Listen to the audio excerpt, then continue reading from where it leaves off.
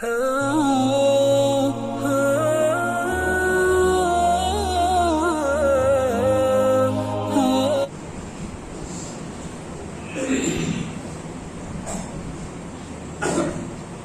الحمد لله نحمده ونستعينه ونستغفره ونعوذ بالله من شرور أنفسنا ومن سيئات أعمالنا من يهده الله فلا مضل له ومن يضلل فلا هادي له وأشهد أن لا إله إلا الله وحده لا شريك له وأشهد أن محمدا عبده ورسوله يا أيها الذين آمنوا اتقوا الله حق تقاته ولا تموتن إلا وأنتم مسلمون يا أيها الناس اتقوا ربكم الذي خلقكم من نفس واحدة وخلق منها زوجها وبث منهما رجالا كثيرا ونساء واتقوا الله الذي تساءلون به والأرحام إن الله كان عليكم رقيبا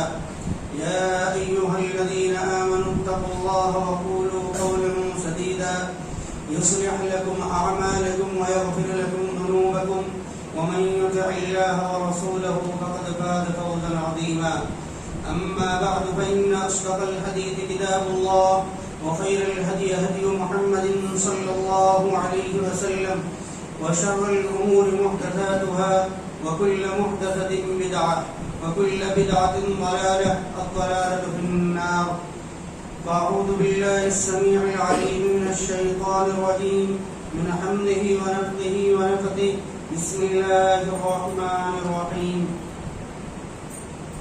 واتل ما أوحي إليك من الكتاب وأقم الصلاة إن الصلاة تنهى عن الفحشاء والمنكر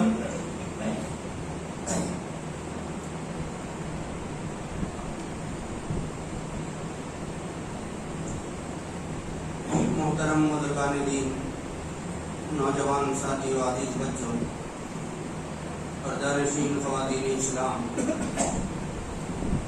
خطبہ مسنونہ کے بعد ایک آیت قرآن کریم کی سورہ عنکبوت سورہ نمبر 29 آیت نمبر 45 پڑھی گئی۔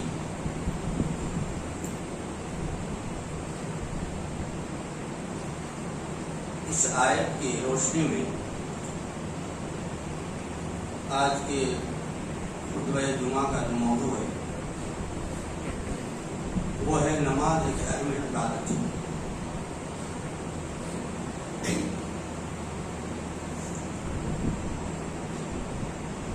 اس عبادت کو ہم اور آپ نماز کہتے ہیں، اسے عربی زبان میں صلاۃ کہا جاتا ہے۔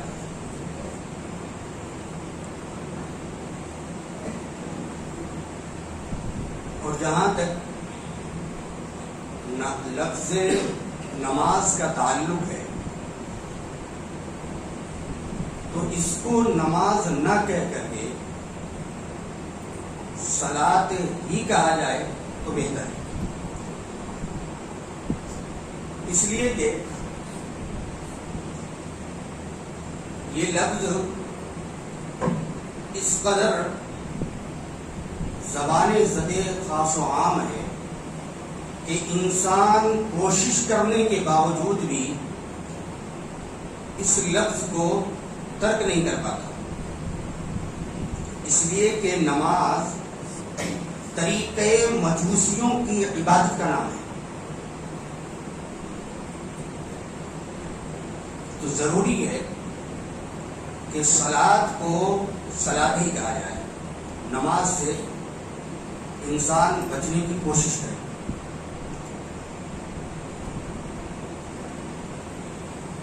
یہ جو صلاۃ ہے یہ عربی زبان کے لفظ صلہ سے مشتق ہے، اس کا معنی ہے تعلق،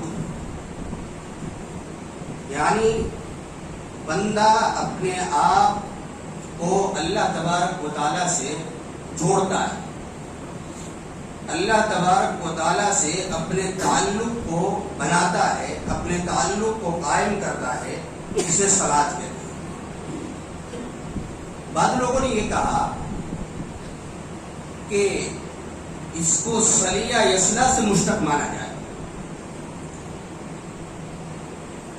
جس کا معنی یہ ہے کہ بانس کی کچی لکڑی کو جو ٹیڑھی ہے اور کچی بھی ہے، آگ میں تپایا جائے، گرم میں تپایا جائے اور پھر اس کو سیدھا کیا جائے۔ اگر کسی کے اخلاق، اطوار، خصائل، شمائل، آداب خراب ہو گئے ہوں تو وہ نماز میں آ جائے، تاکہ نماز جو ہے ان کے ان تمام افعال کو، اعمال کو، اطوار کو، خصائل کو، آداب کو، شمائل کو سب کی اصلاح کر دے۔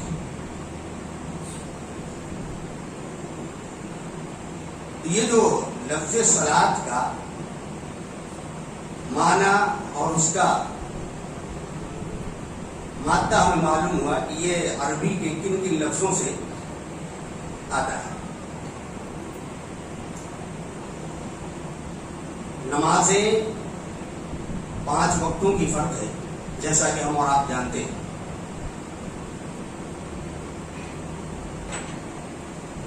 اس کی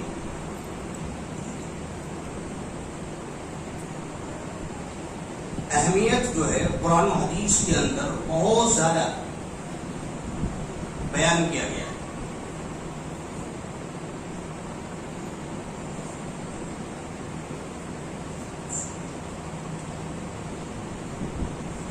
اللہ کے نبی صلی اللہ علیہ وسلم جب مکہ سے ہجرت کر کے مدینہ آئے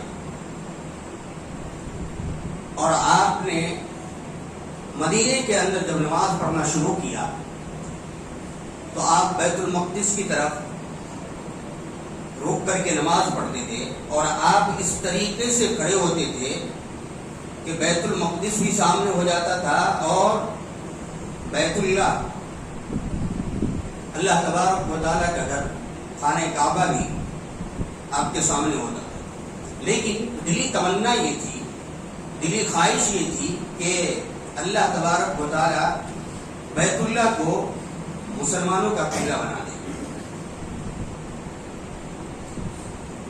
چنانچہ ایک نماز کی حالت میں ہی اللہ تبارک و تعالیٰ نے وحی کو نازل کیا اور قبلہ جو ہے تبدیل ہوا اور خانہ کعبہ کی طرف پلٹا دیا گیا۔ 16 یا 17 مہینے اللہ کے نبی صلی اللہ علیہ وسلم نے بیت المقدس کی طرف رک کر کے نماز پڑھی۔ جب قبلہ تبدیل ہوا تو منافقوں نے پروپیگنڈا کرنا شروع کیا، نکتہ ملا، شوشہ۔ منافقوں کو ذرا سی چھوٹی سی شوشے کی ضرورت ہوتی ہے، اور اس کے بعد وہ جو پروپیگنڈا پھیلاتا ہے، اس کے بعد جو وہ معاشرے کے اندر، سوسائٹی کے اندر بگاڑ پیدا کرتا ہے، اس کا نظارہ اس واقعے میں ہم اور آپ دیکھ سکتے ہیں۔ کہنے لگے کہ اگر پہلا قبلہ صحیح نہیں تھا تو اس کی طرف جو پہلے لوگوں نے نماز پڑھی ہے تو ان کی نماز کا کیا ہوگا؟ ان کے تو سارے کے سارے نماز، ان کی تو ساری کے سارے صلات جو ہے برباد ہو گئے، ضائع ہو گئے۔ اللہ تبارک و تعالیٰ نے وحی کو نازل کیا، وَمَا كَانَ اللَّهُ لِيُضِيعَ إِيمَانَكُمْ، اللہ تبارک و تعالیٰ ان کے ایمان کو ضائع نہیں کرے گا۔ یہاں ایک بات یہ بتلانی ہے کہ اللہ تبارک و تعالیٰ نے صلات کو ایمان کہا ہے۔ دوسرا نقطہ یہ ملا کہ ایمان گھٹتا بڑھتا رہتا ہے۔ کیسے؟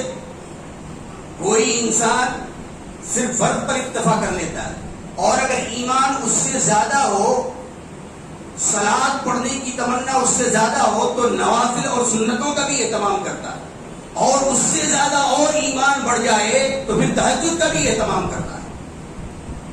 تو جس طریقے سے ایمان اس کا بڑھتا رہتا ہے، تو وہ اعمال زیادہ سے زیادہ کرتا رہتا ہے، اور اگر کرتا ہے تو پھر کمی آ جاتی ہے اس میں۔ اللہ تبارک و تعالیٰ نے فرمایا وَمَا كَانَ اللَّهُ لِيُضِيعَ إِيمَانَكُمْ، اللہ تبارک و تعالیٰ ان کے ایمان کو ضائع نہیں کرے گا۔ معلوم یہ ہوا کہ اگر کوئی انسان نماز پابندی کے ساتھ پڑھتا ہے تو اس کے پاس ایمان ہے، اور اگر وہ نماز کو چھوڑ دیتا ہے تو اس کے ایمان کے اندر کمی واقع ہو گئی ہے، اور ہمیشہ کنٹینیو چھوڑ دیتا ہے تو اس کا ایمان ختم ہو چکا ہے، اس کے پاس ایمان باقی نہیں۔ اسی لیے اللہ کے نبی صلی اللہ علیہ وسلم نے فرمایا مَا زَالَ عَبْدِي يَتَقَرَّبُ إِلَيَّ بِالنَّوَافِلِ، نمازیں پڑھا کرو، اللہ تبارک و تعالیٰ کا مقرب بندہ بن جائے۔ اللہ کے قریب ہونے کے لیے ضروری ہے کہ انسان اللہ رب العالمین کی بارگاہ میں نمازوں کا اہتمام کرے، نماز کو پڑھے۔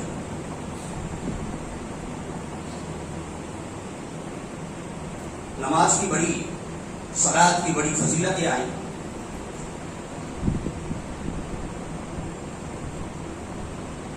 حضرت انس بن مالک رضی اللہ تعالیٰ عنہ کہتے ہیں، یا علی بن ابی طالب رضی اللہ تعالیٰ عنہ کہتے ہیں کہ نبی کریم صلی اللہ علیہ وسلم کا جو آخری کلام تھا، آخری کلام کہ اللہ کے نبی صلی اللہ علیہ وسلم نے فرمایا الصلاۃ وما ملکت ایمانکم، نماز کا خیال رکھنا، نماز کو قائم کرنا، نماز کو پڑھنا، اور تمہارے جو تحت لوگ ہیں، ماتحتی میں جو لوگ ہیں، ان کا خیال رکھنا۔ اللہ کے نبی صلی اللہ علیہ وسلم نے آخری وقت میں یہ فرمایا کہ نماز کا خیال رکھنا، کتنا ہی بد اخلاق، بد کردار، نااہل اولاد ہو، ناخلف اولاد ہو، اور اگر مرنے والا باپ آخری وقت میں وصیت کر کے چلا جائے تو وہ اس کو کوشش کرتا ہے کہ میں پورا کر دوں، اس کو پورا کرنے کی کوشش کرتا ہے۔ امام الانبیاء جناب محمد رسول اللہ صلی اللہ علیہ وسلم نے آخری وصیت اس امت کو یہ دی کہ الصلاۃ، نماز کی پابندی کرنا، یہ ہمارے نالائق اور نااہل ہونے کی سب سے بڑی دلیل ہے کہ ہم نے نبی کریم صلی اللہ علیہ وسلم کی آخری وصیت کو بھی بھلا دیا۔ اسی لیے اللہ تبارک و تعالیٰ نے قرآن حکیم کے اندر کہا فَخَلَفَ مِن بَعْدِهِمْ خَلْفٌ أَضَاعُوا الصَّلَاةَ وَاتَّبَعُوا الشَّهَوَاتِ فَسَوْفَ يَلْقَوْنَ غَيًّا، آئیں گے کچھ لوگ اس کو بھی چھوڑ دیں گے۔ تو اللہ کے نبی صلی اللہ علیہ وسلم کی آخری وصیت یہ ہے کہ نماز کا خیال رکھا جائے۔ دوسری دلیل جابر رضی اللہ تعالیٰ عنہ کہتے ہیں کہ میں نے پیارے رسول صلی اللہ علیہ وسلم کو فرماتے ہوئے سنا کہ ایک مسلمان اور ایک مشرک اور کافر کے درمیان اگر فرق کرنے والی کوئی چیز ہے تو وہ نماز ہے۔ کافر اور مشرک نماز نہیں پڑھتا، اگر مسلمان بھی یہی کام کرنے لگ جائے تو پھر ان کا شمار کس میں ہو؟ دونوں برابر ہو جائیں گے۔ تو کہا کہ ان دونوں کے درمیان، مسلمان اور کافر اور مشرک کے درمیان اگر کوئی فرق کرنے والی چیز ہے تو وہ نماز ہے، اس لیے مسلمان کو ضروری ہے کہ نماز کی پابندی کرو۔ تیسری دلیل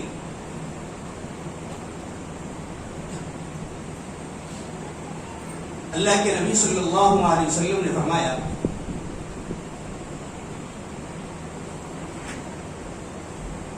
اگر کسی کے گھر کے پاس ایک نہر ہو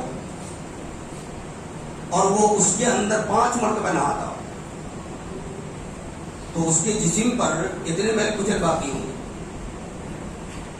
صحابہ کرام نے کہا اللہ کے رسول کچھ بھی باقی نہیں رہے گا۔ کہا یہی حال 5 نمازوں کا ہے کہ انسان جب پڑھتا ہے تو اللہ تبارک و تعالیٰ اس کے ذریعے سے اس کے تمام گناہوں کو معاف فرما دیتا ہے، گناہ ختم ہو جاتے ہیں۔ کب؟ جب انسان نماز کی پابندی کرتا ہے، صلاۃ کی پابندی کرتا ہے۔ ضروری ہے ہمارے لیے کہ ہم ان تمام دلائلوں کو سامنے رکھ کر کے صلاۃ کی اہمیت کو سمجھیں اور اس کو پابندی کے ساتھ ادا کرنے کی کوشش کریں.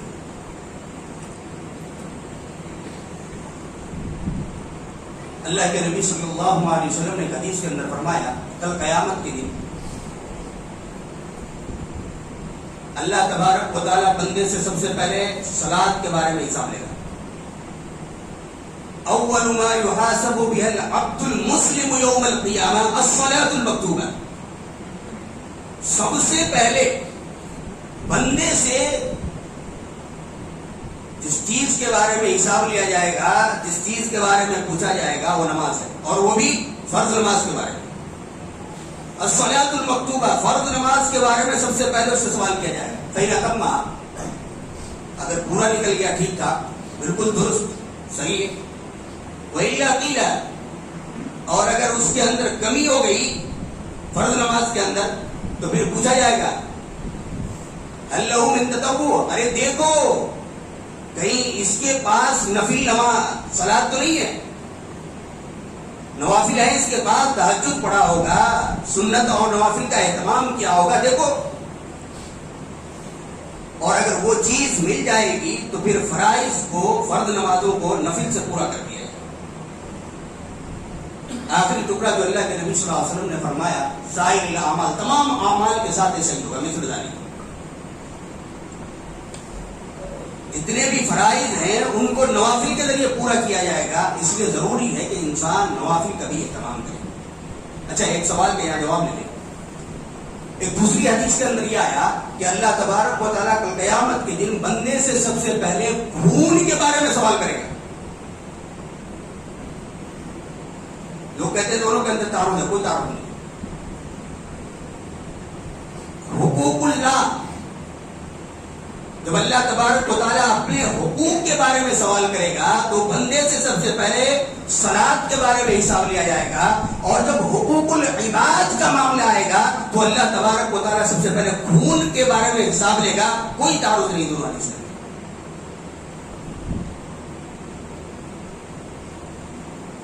اس لیے اللہ کے نبی صلی اللہ علیہ وسلم نے وہ حدیث جو میں نے پڑھی کہ نہر کے کا ذکر جو اللہ کے نبی صلی اللہ علیہ وسلم نے کہا کہ 5 نمازوں کی فضیلت یہ ہے، اہمیت یہ ہے کہ انسان جب ان کو پڑھتا ہے تو ان کے تمام گناہ معاف ہو جاتے ہیں. اچھا، یہ گناہ معاف کب ہوں گے؟ جب انسان سنت کے مطابق نماز ادا کرتا ہو. ایک صحابی ہے مالک بن حویرث، 900 ہجری کے اندر یہ ایمان لائے. کہتے ہیں کہ یہ جو صحابی ہیں یہ رفع الیدین کی حدیث نقل کرنے والے ہیں. مالک بن حویرث رضی اللہ تعالیٰ عنہ. یہاں تو بیان کیا جاتا ہے لوگوں کے سامنے، بڑی بڑی مجلسیں لگا کر کے تقریریں کی جاتی ہیں کہ رفع الیدین جو ہے یہ منسوخ ہو گیا. ارے بھائی، جب اگر منسوخ ہو گیا تو ناسخ کدھر ہے؟ مالک بن حویرث رضی اللہ تعالیٰ عنہ 900 ہجری کے اندر ایمان لائے اور 1 سال کے بعد اللہ کے نبی صلی اللہ علیہ وسلم کا انتقال ہو گیا تو پھر ناسخ کب ہوا؟ کہ مالک بن حویرث رضی اللہ تعالیٰ عنہ کہتے ہیں کہ اللہ کے نبی صلی اللہ علیہ وسلم نے فرمایا صلوا کما رأیتمونی اصلی، نماز اسی طریقے سے پڑھو جس طریقے سے مجھے پڑھتے ہوئے دیکھا. اب سوال یہ ہے کہ ہم نے تو پڑھتے ہوئے نہیں دیکھا، پھر ہم کیسے پڑھیں؟ یہ تواتر کے ساتھ روایتیں آ رہی ہیں ہم تک.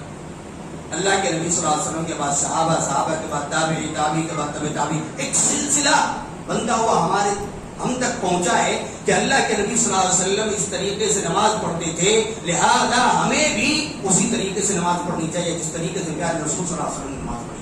صلو کما رأیتمونی اصلی، اگر آدمی اس طریقے سے نماز پڑھتا ہے تو اللہ تبارک و تعالیٰ اس کے گناہوں کو معاف فرما دیتا ہے. اچھا، اب سوال یہ کرتے ہیں کہ اگر آمین بالجہر نہ بولا جائے، رفع الیدین نہ کیا جائے تو کیا نماز ہوتی کہ نہیں ہوتی؟ ہم نہیں کہتے ہوتی یا نہیں ہوتی، ہوتی یا نہیں ہوتی یہ ہم نہیں کہتے، ہم وہی کہیں گے. تو حضرت حذیفہ رضی اللہ تعالیٰ عنہ نے کہا، حضرت حذیفہ رضی اللہ تعالیٰ عنہ نے ایک آدمی کو نماز پڑھتے ہوئے دیکھا.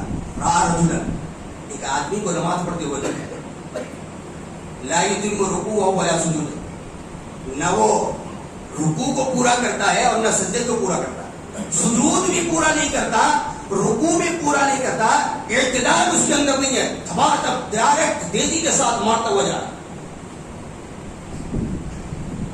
حذیفہ رضی اللہ تعالیٰ عنہ نے جب دیکھا اس کو، فلما قضى الصلاة، جب اس نے اپنی پوری نماز کر لی تو حذیفہ رضی اللہ تعالیٰ عنہ نے اس سے پوچھا کیا کر رہے تھے؟ کہا نماز پڑھ رہا تھا، ما صلیت، تو نے نماز ہی نہیں پڑھی۔ حذیفہ رضی اللہ تعالیٰ عنہ کہتے ہیں کہ تو نے نماز ہی نہیں پڑھی۔ امام بخاری رحمہ اللہ نے اس حدیث کو نقل کیا، 389 حدیث کا نمبر ہے۔ کہتے ہیں ما صلیت، تو نے نماز ہی نہیں پڑھی۔ پھر اس کے بعد وہ کہتے ہیں کہ اگر تیری اسی طریقے سے نماز پڑھتے ہوئے موت واقع ہو گئی تو کم سے کم سنت محمد صلی اللہ علیہ وسلم، اللہ کے رسول صلی اللہ علیہ وسلم کی سنت پر تو تیری موت نہیں ہوگی۔ ہم یہ نہیں کہتے کہ کوئی رفع الیدین کرتا ہے، امین بالجار بولتا کہ نہیں بولتا ہے، اس کی نماز ہوتی کہ نہیں ہوتی، نہیں، وہ سنت کے مطابق نہیں ہوتی۔ حذیفہ رضی اللہ تعالیٰ عنہ کہتے ہیں کہ اتنا تو ضروری ہے، لو مت علی ملتی علی سنت رسول اللہ صلی اللہ علیہ وسلم، تیری موت کم سے کم اتنی تو ہے کہ سنت رسول صلی اللہ علیہ وسلم کے مطابق تیری موت نہیں ہوگی۔ یہ امام بخاری کا الفاظ ہے۔ اور مسند احمد کے اندر تو تھوڑی تفصیل کے ساتھ آیا کہ حضرت حذیفہ رضی اللہ تعالیٰ عنہ نے پوچھا کہ کتنے سال سے نماز پڑھ رہے؟ کہا 40 سال۔ کہا کہ 40 سال سے تم نے نماز ہی نہیں پڑھی۔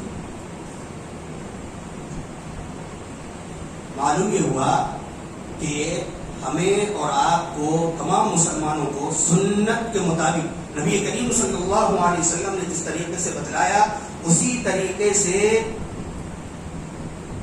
تمام کے تمام لوگوں کو صلاۃ پڑھنی چاہیے، یعنی کہ ہم نماز کہتے ہیں نماز پڑھنی چاہیے۔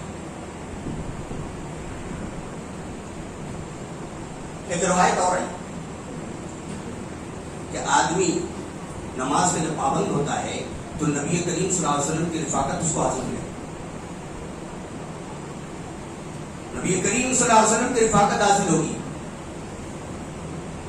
حضرت ربیعہ رضی اللہ تعالیٰ عنہ ہے، نبی کریم صلی اللہ علیہ وسلم کی خدمت کرتے تھے۔ وہ خود کہتے ہیں کہ اللہ کے نبی صلی اللہ علیہ وسلم کو میں پانی لا کر کے دیتا تھا، آپ وضو کرتے تھے، بیت الخلاء وغیرہ جاتے تھے تو میں پانی لا کر کے آپ کو دیتا، میں بڑی خدمت کرتا تھا۔ ایک دن خوشی کے مارے اللہ کے نبی صلی اللہ علیہ وسلم نے خوش ہو کر کے کہا ربیعہ مان کیا مانگتے ہیں؟ مانگو۔ کہ اللہ کے نبی صلی اللہ علیہ وسلم جنت میں بھی آپ کی رفاقت چاہتا ہوں، آپ کی رفاقت چاہتا ہوں۔ اہل بدعت جو ہوتے ہیں نا وہ یہی پہ آ کر کے رک جاتے ہیں، کہتے دیکھو امام مسلم رحمہ اللہ نے حدیث نقل کی ہے اور اللہ کے نبی صلی اللہ علیہ وسلم مختار کل ہیں، ربیعہ سے کہتے مان کیا مانگتا ہے؟ اللہ کے نبی صلی اللہ علیہ وسلم نے خوش ہونے کے بعد مانگنے کے لیے کہا تو پھر آگے بھی سوال کیا وغیرہ داری، یہ بہت بڑی بات ہے، کچھ اور مانگے۔ اگر دینا ہوتا مختار کل ہوتے تو اللہ کے نبی صلی اللہ علیہ وسلم کہتے کہ ٹھیک ہے یہ بھی دے دے، آگے سوال نہیں ہوتا۔ اللہ کے رسول صلی اللہ علیہ وسلم بس یہی چاہیے اور کوئی تمنا نہیں ہے۔ پھر اللہ کے نبی صلی اللہ علیہ وسلم نے ایک بات کہی، ٹھیک ہے میرے نفس کے اوپر تم سجدے کے ذریعے میری مدد کرو۔ اس کا مطلب یہ ہوا کہ نبی بھی محتاج ہوتا ہے، اور جب نبی محتاج ہو تو مختار کل کیسے ہوا؟ میرے نفس پر تم سجدے کے ذریعے سے میری مدد کرو، اس کا مطلب یہ ہے کہ اللہ کے نبی صلی اللہ علیہ وسلم نے نماز پڑھنے کی پابندی سے تلقین کی حضرت ربیعہ کو، تاکہ کل قیامت کے دن اے ربیعہ تیرے بارے میں سفارش کر سکوں۔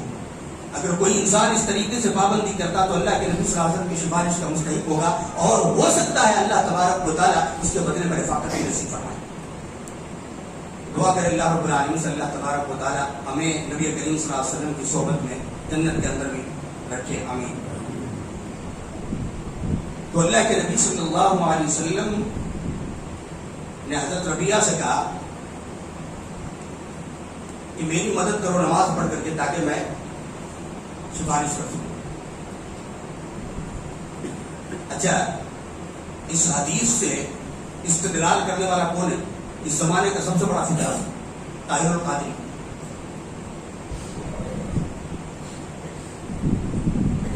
وہ استدلال کرتا ہے اس حدیث سے.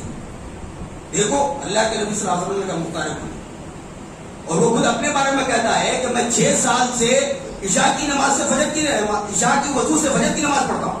نعوذ باللہ من ذلک. کیسے کیسے لوگ ہیں, اور اللہ تبارک و تعالی ان کی صحبت میں رہنے والوں کو ہدایت نہیں دیتا. تھوڑی سی تو عقل لگائے انسان کی, یہ کہ بول کیا رہا ہے. اللہ کے نبی صلی اللہ علیہ وسلم کے سنت کے مطابق انسان کو نماز پڑھنی چاہیے.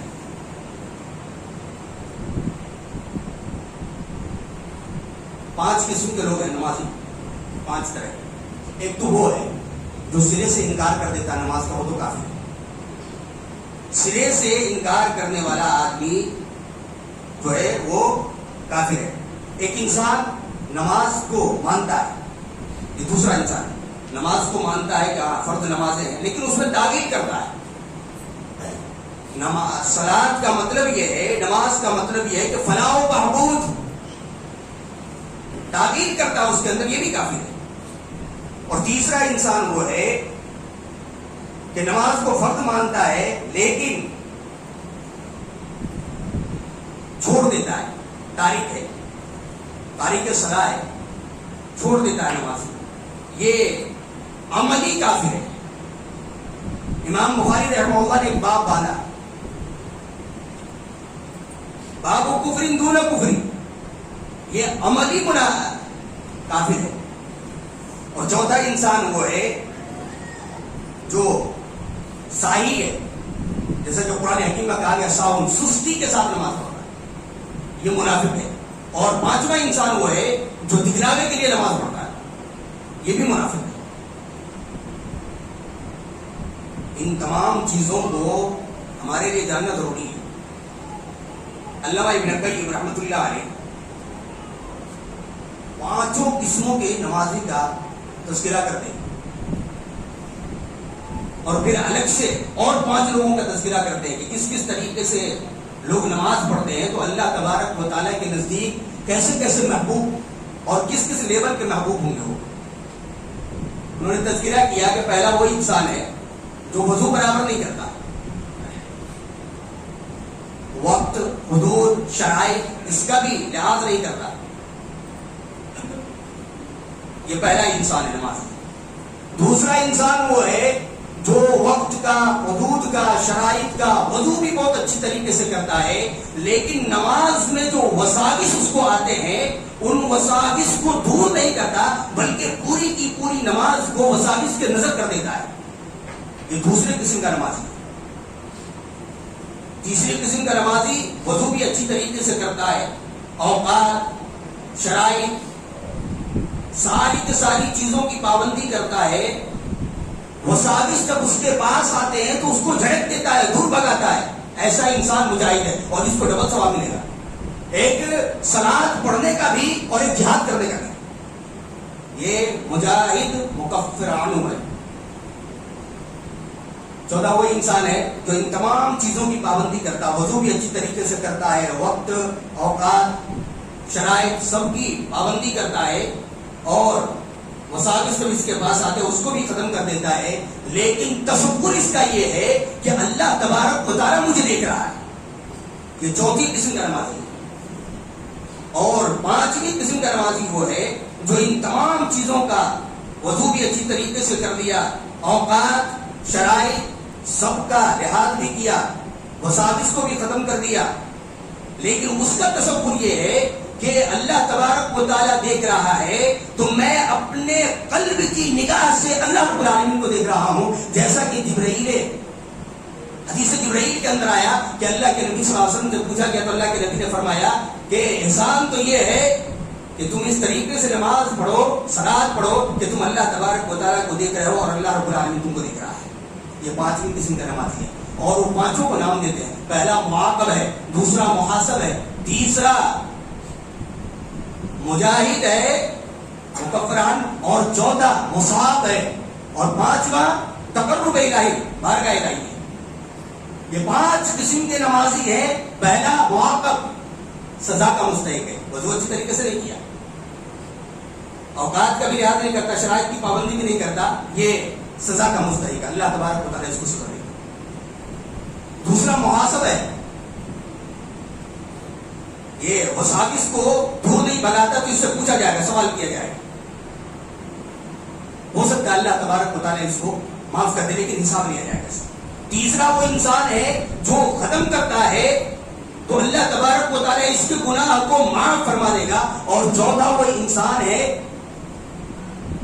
جو مصاب ہے, مجاہد بھی ہے اور مصاب بھی ہے. اللہ تبارک و تعالیٰ اس کو زیادہ سے زیادہ اور اپنی طرف سے اس کو اور زیادہ ثواب دے گا. اور پانچواں وہ انسان ہے جس کے بارے میں اللہ کے نبی صلی اللہ علیہ وسلم نے فرمایا ما زال عبدی یتقرب الی بالنوافل, کہ نوافل کے نماز کے ذریعے, صلاۃ کے ذریعے سے انسان اللہ تبارک و تعالیٰ کا محبوب بندہ بن جاتا ہے. یہ پانچواں نماز ہے. اس لیے اللہ تبارک و تعالیٰ نے قرآن حکیم کے اندر کہا سورہ علق میں واسجد واقترب, صلاۃ پڑھو, سجدہ کرو اور اللہ تبارک و تعالیٰ کا مقرب بن جاؤ.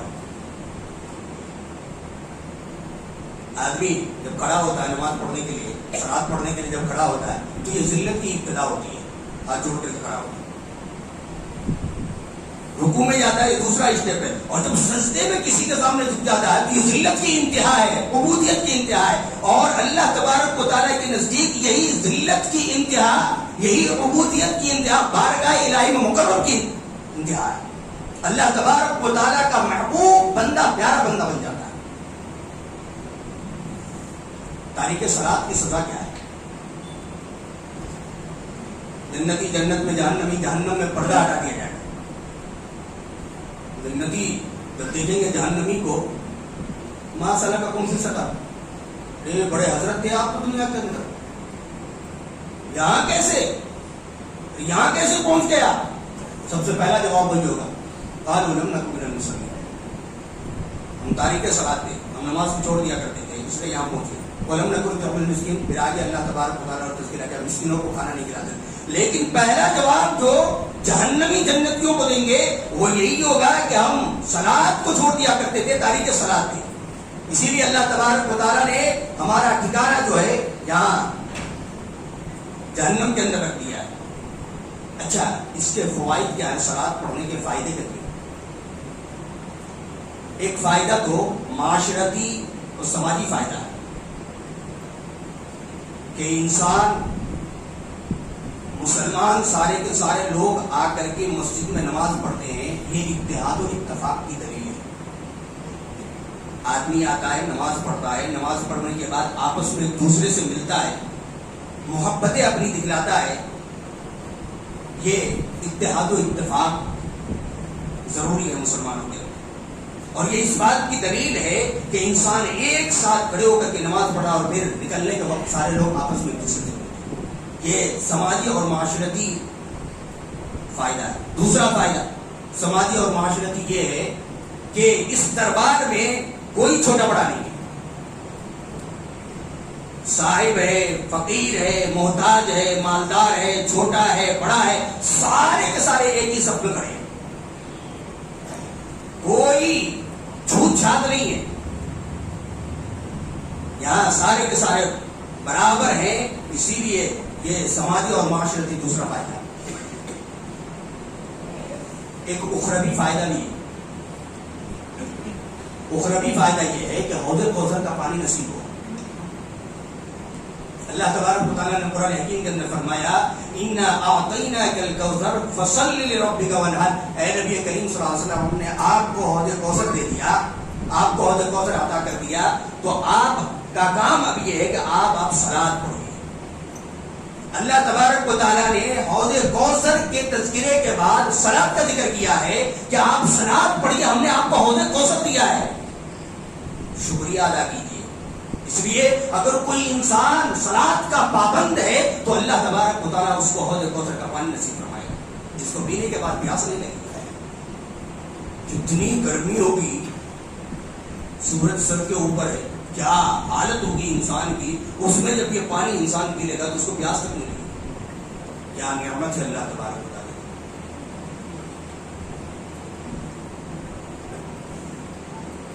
دنیاوی فائدہ ایک اور ہے, انسان کا سب سے سلگتا ہوا مسئلہ وہ کیا ہے؟ پیٹ.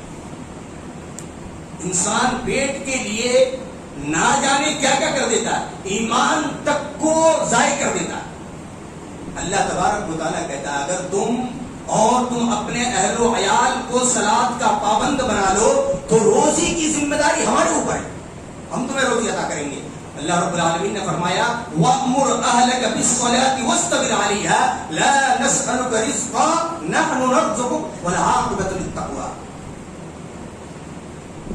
تم خود بھی صلاۃ کے پابند بنو اور اپنے اہل و عیال کو بھی صلاۃ کے پابند بناؤ, روزی تو ہم تمہیں عطا کرتے ہیں اور ایسی جگہ سے دیں گے روزی جہاں سے تمہارا وہم و گمان بھی نہیں ہوگا.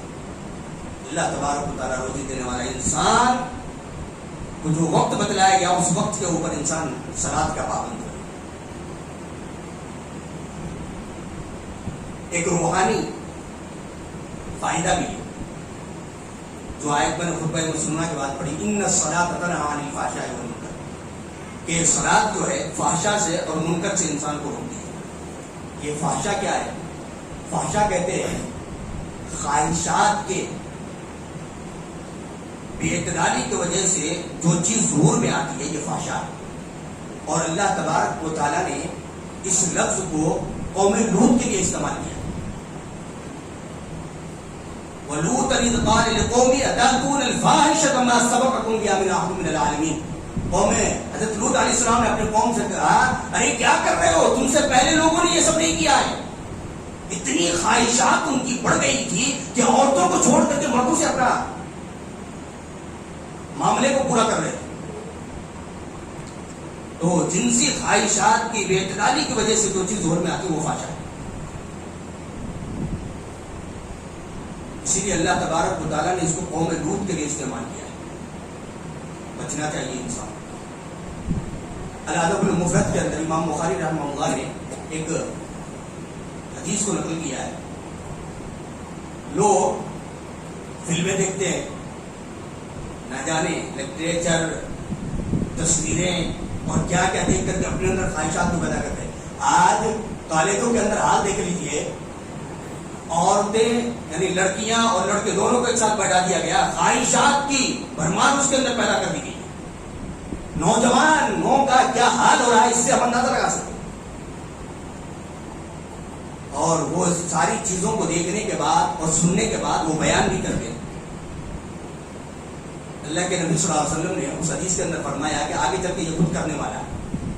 من سمع بفاحشۃ, جس نے فاحشہ کو سنا, فحشا اور اس کو بیان کرنا شروع کیا, لوگوں کے درمیان پھیلانا شروع کیا, فهو كالذي يبدأ, آگے چل کر کے یہ خود کرنے والا ہے. یہ خود کی گویا کہ اسی نے اس کی ابتدا کی ہے. اس لیے ضروری ہے کہ انسان صلاۃ کا پابند بنے. اسی لیے اللہ تبارک و تعالیٰ نے سورۃ نور کے اندر فرمایا کہ معاشرے اور سوسائٹی کے اندر اگر کوئی فحشا کو پھیلاتا ہے تو دنیا کے اندر بھی عذاب علیم کا مستحق ہے اور آخرت میں بھی ہوگا. ان الذين يحبون ان تشيع الفاحشة في الذين آمنوا لهم عذاب عليم في الدنيا والآخرة. دنیا کے اندر بھی عذاب علیم کا مستحق ہے اور آخرت کے اندر بھی عذاب علیم کا مستحق ہوگا. یہ ہے فحشا. اور فحشا جب انسان کے اندر آ جائے تو معاشرے کے سارے لوگ جو ہے بے حیا ہو جاتے ہیں. اسی لیے اللہ تبارک و تعالیٰ نے اس کو کھلم کھلا برائی کا, اور انسان کے اندر جب فحشا آتے ہیں تو وہ زنا کی طرف سے چڑھنے پاتے ہیں. اور دوسرا لفظ منکر, یہ مال کی جب ہرس انسان کے اندر پیدا ہوتی ہے تو وہ منکر کرتا ہے. اللہ تبارک و تعالیٰ نے پچھلی قوم کا تذکرہ کیا, قوم عاد اور قوم ثمود کا. ان لوگوں کا ایک ڈائلیکٹ تھا, بہت مشہور, قرآن حکیم نے اس کو بیان کیا, بڑا مشہور ڈائلیکٹ تھا. من اشد منا قوة, ہم سے بڑا طاقتور کوئی نہیں ہے. ہم سے بڑا طاقتور کوئی ہو سکتا ہے کیا؟ اللہ تبارک و تعالیٰ نے کہا اچھا اتنا گھمنڈ, اتنا غرور ہو گیا. اللہ کی سب سے بڑی نعمت کیا ہے؟ ہوا ہے. دوسری اللہ کی سب سے بڑی نعمت پانی ہے. تیسری اللہ کی سب سے بڑی نعمت کھانا ہے. ان تمام کی تمام نعمتوں سے اللہ تعالیٰ نے پچھلے قوم کا عذاب دیا ہے. قوم عاد کو اللہ تبارک و تعالیٰ نے ہوا کے 7 دن تک مسلسل ہوا کو چلا کر کے نست و نابود کر دیا. اور پھر اللہ تبارک و تعالیٰ نے پوچھا حال ترا لهم من باقیہ, کوئی نظر آ رہا ہے کیا؟ طاقت پہ غرور کر رہے تھے. اللہ تبارک و تعالیٰ نے ہوا کے اندر اتنی تیزی اور اتنی رفتار بڑھا دی کہ سارے کے سارے لوگوں کو نست و نابود کر دیا. اور پھر اللہ نے پوچھا حال ترا لهم من باقیہ, کوئی نظر آتا ہے کیا؟ اس لیے غرور نہیں, تکبر نہیں. اللہ تبارک و تعالیٰ کو یہ بالکل ناپسند ہے. قوم نوح کے بارے میں تو ہم جانتے ہیں کہ اللہ تبارک و تعالیٰ نے پانی جیسی نعمت سے اس کو نست و نابود کر دیا. تو یہ نعمتیں اللہ تبارک و تعالیٰ کو دیتا ہے, انسان اس کا شکریہ ادا کرے, بڑا فائدہ مند ہے. لیکن جب انسان غرور اور تکبر میں آ جائے, منکر کرنے لگ جائے, تو پھر اللہ تبارک و تعالیٰ انہی نعمتوں کے ذریعے اس کو ہلاک و برباد کر دیا. تو یہ مختصراً صلاۃ کے اوپر چند باتیں ہمارے اور آپ کے سامنے آئیں. دعا کریں اللہ رب العالمین سے اللہ تبارک و تعالیٰ ہمیں اور آپ کو, تمام مسلمانوں کو صلاۃ کی پابندی کی توفیق عطا فرمائے. اللہ رب العالمین ہمیں صلاۃ قائم کرنے کی توفیق دے. اللہ رب العالمین ہمیں وقت پر پابندی کے ساتھ سارے صلاۃ کی پابندی کی توفیق عطا فرمائے. اللہ ہمیں نوافل تہجد وغیرہ بھی پڑھنے کی توفیق عطا فرمائے. اللہ رب العالمین جو لوگ گزر گئے ان کی مغفرت فرما. اللہ رب العالمین ہماری بھی مغفرت فرما. اللہ رب العالمین جو لوگ گزر گئے ان کی قبر کو نور سے بھر دے. قبر کے عذاب سے ان کی حفاظت فرما. اللہ جہنم کے عذاب سے ہماری حفاظت فرما. اللہ رب العالمین میدان محشر میں حساب و کتاب ہمارا معاملہ ہمارا آسان فرما. اللہ رب العالمین جن کے ماں باپ گزر گئے ہیں ان کو صبر جمیل عطا فرما. اللہ جن کے ماں باپ گزر گئے ہیں ان کو قبر میں نور سے بھر دے. اللہ رب العالمین کو جنت کا اعلیٰ مقام عطا فرما. اللہ رب العالمین ہمارے ماں باپ زندہ ہیں. اللہ رب العالمین جن کے ماں باپ زندہ ہیں نوجوانوں کو اپنے ماں باپ کی خدمت کرنے کی توفیق عطا فرما. اللہ رب العالمین تمام لوگوں کو اپنے ماں باپ کے حق میں دعا کرنے کی توفیق عطا فرما. رب رحمہما کما ربیانی صغیرا. اللہ رب العالمین ہم خطاکار ہیں, گنہگار ہیں, سیاکار ہیں. اللہ تیرے بندے ہیں. اللہ تو ہمیں معاف فرما کر ہماری دعاؤں کو قبول فرما. آمین. بارک اللہ لنا و لکم فی القرآن العظیم ونفعنا وإياکم بالآیات والذکر الحکیم. انہ تعالی جواد